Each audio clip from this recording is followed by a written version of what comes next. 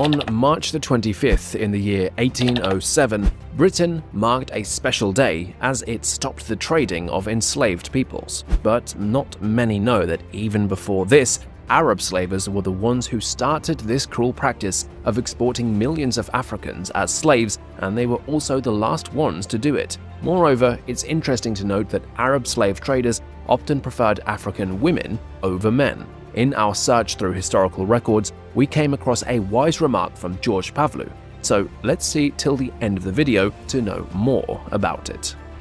In his book Slaves and Slavery, published in 1998, Duncan Clark described slavery as a terrible practice where people were treated as property and bought and sold like things. This sad and unsettling episode in human history involved the enslavement of millions of Africans sent to Asia, especially the Middle East and the Americas. The origins of the African slave trade can be traced back to the intrusion of forces from Mediterranean civilizations, present-day Europe, and the Middle East into sub-Saharan Africa. These societies had been getting slaves from Africa for hundreds of years, even before they discovered the Americas. However, when they found the Americas, their attention shifted to the Atlantic, leading to a terrible increase in the practice of slavery. Throughout history, slavery has been a significant part of life in regions like Mesopotamia, ancient Egypt, Greece, Imperial Rome, and the Middle East and North African Islamic communities. According to Duncan Clark, the eastern coast of Bosnia along the Adriatic Sea played a significant role in supplying slaves during medieval Europe. The term slave comes from sklavus, an ethnic label for the people living in that region. Bosnia emerged as a prominent and enduring source of slaves for several reasons. The challenging terrain made it difficult for authorities to control the area effectively, and there were constant clashes between different clans. In the markets of Ragusa, now Dubrovnik, the prevailing clan at any given time eagerly traded captured enemies for goods from the Mediterranean region. Venetian traders then took these Slavs as slaves to the Islamic world, where they were in high demand, leading to the opening of new markets. For the Islamic world, slaves became a vital source of labor between the defeat at the Battle of Poitiers in AD 732, which led to the consolidation of their conquests over North Africa and the Iberian Peninsula, and the subsequent rise of black African immigration across the Sahara from around AD 1000. However, when the Ottoman Turks took control of the region in 1463, the slave trade from Bosnia came to an end. This coincided with the closing of the last primary source of slaves in Europe, just as Portuguese explorations along the West African coast had begun.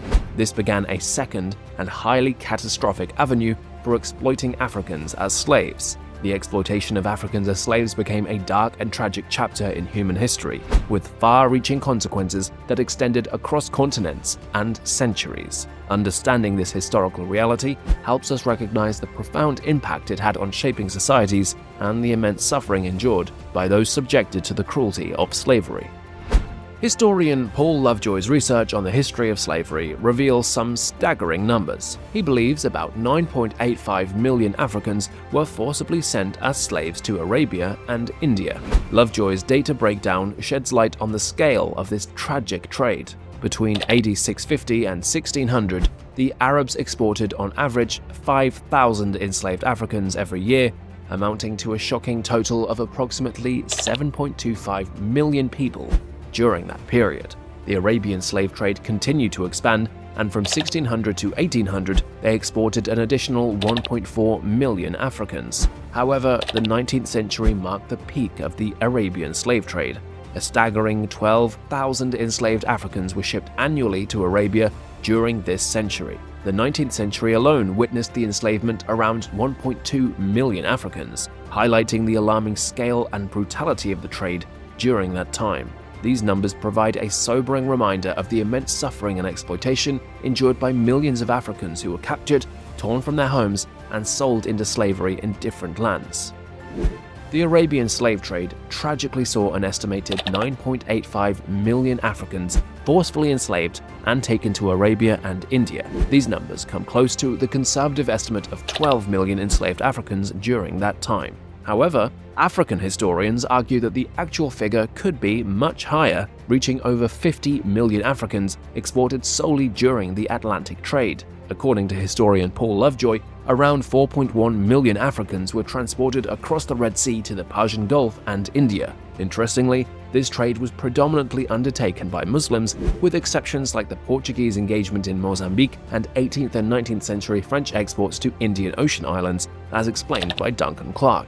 Accounts from witnesses, like David Livingstone, revealed the horrifying conditions endured by the enslaved Africans at the hands of Arabian slavers. Livingstone, deeply disturbed by what he witnessed in 1870, described how a group of 84 miserable individuals arrived in the settlement. Most of them were young boys and girls, with some older young ladies. The sight was utterly distressing and heart-wrenching. The enslaved Africans were in an appalled state, emaciated and wearing thick forked sticks around their necks, weighing 30 to 40 pounds. These sticks had a fork cut out, resembling tree branches. Moreover, the women were tethered with bark thongs, initially soft and pliable when taken from trees, but turning into hardened iron round packing cases after a few hours in the sun. The young children were thong attached to their mothers, adding to their misery. The enslaved Africans faced brutal treatment and conditions as they trudged through the Sahara with leg and neck chains, long forked sticks around their necks, and bark thongs in their hands. The long marches across the desert were incredibly challenging, leading to the parched skeletons of many who died from exhaustion and dehydration.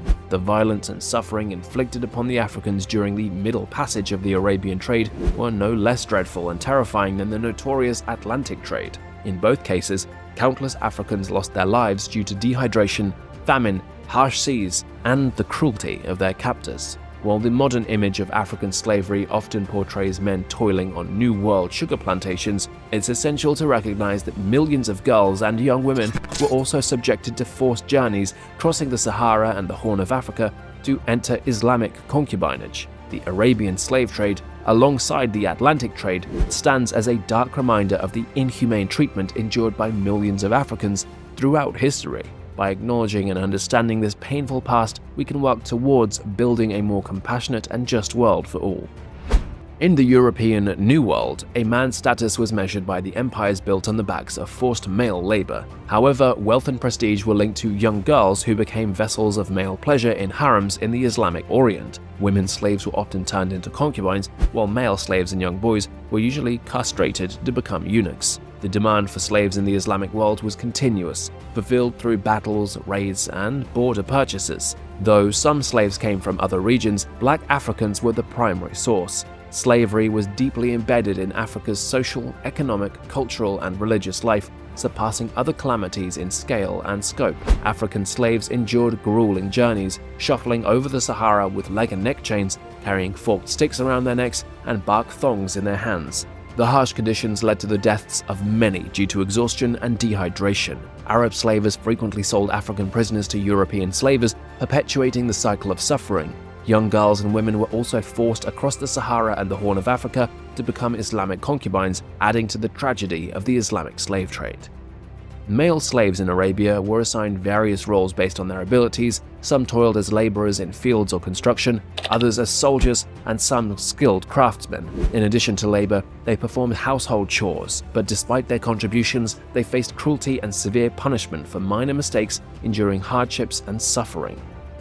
The Arabian slave trade's impact on Africa was significant and far-reaching. Unlike the Atlantic slave trade, where males outnumbered females, the Arabian trade favored women 3-to-1. Slaves from Africa's Savannah and Horn were sold, causing demographic stagnation and a decline in their source populations. The large proportion of girls collected resulted in a massive excess of males left behind, affecting African fertility. As the trade continued, Africa's population declined drastically. In 1600, Black Africans comprised 30% of the combined populations in the New World, Europe, the Middle East, and North Africa. By 1800, this percentage decreased to 20%, and by the end of the slave trade in the 1900s, it further dropped to just over 10%. The continent's labor-intensive agriculture suffered as a result. Arabian and European slavers caused immense harm, killing many animals and diminishing Africa's population while their populations expanded. The trade also disrupted African families, forcing them to sell their young girls into slavery,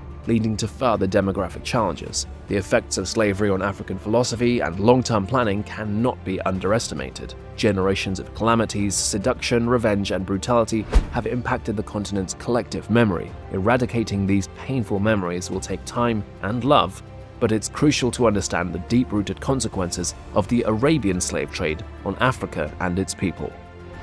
Reflecting on the impact of the Arabian slave trade on Africa leaves us with an important question: how has this historical tragedy shaped our world today? Share your thoughts in the comment box below, and don't forget to subscribe to our channel, hit the bell icon for notifications, and show your support by liking and sharing this eye-opening content.